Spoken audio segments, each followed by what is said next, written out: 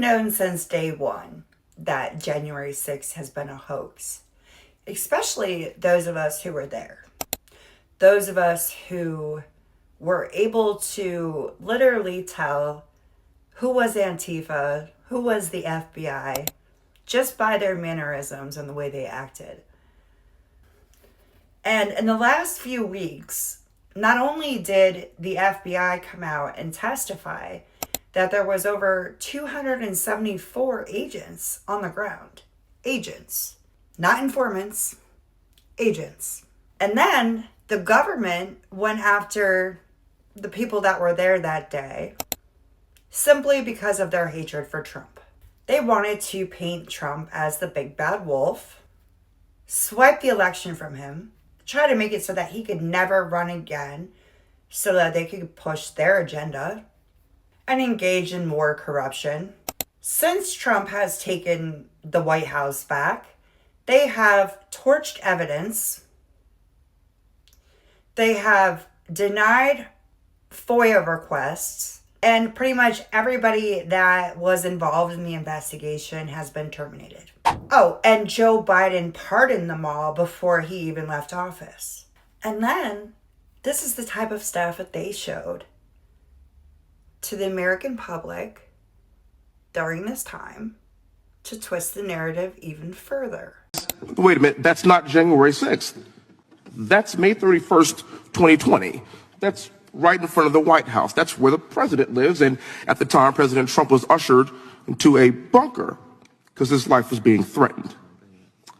Where was the hotline? Next photo.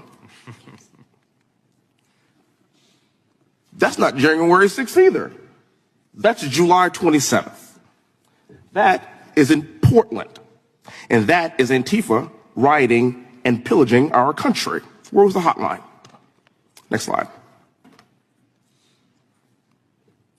Well, hot damn. That's not January 6th either. Those are more rioters that are destroying and rioting in Salt Lake City. Next slide. I believe, is that it? But wait, there's more. And that's not January 6th either. That's June 1st, 2020. And that's the streets of D.C. that are being rioted and pillaged by rioters. Where's the outrage? Where's the hotline?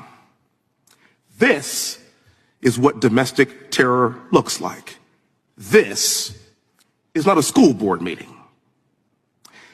There is no hotline for any of these riots. And we are going to have a hotline that's going to report parents for caring about their children's education. And even further, the DOJ would rather investigate 1,000 more people from January 6th than any single person in these photos. What a shame.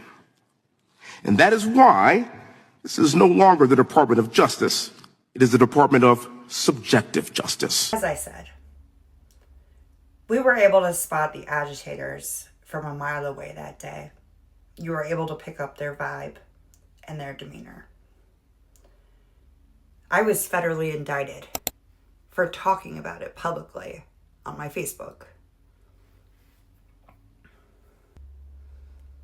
The Democrats are wolves in sheep clothing.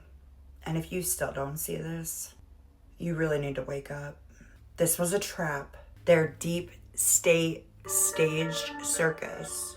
I mean, Pelosi's daughter was even there recording a documentary before January 6th even happened about January 6th.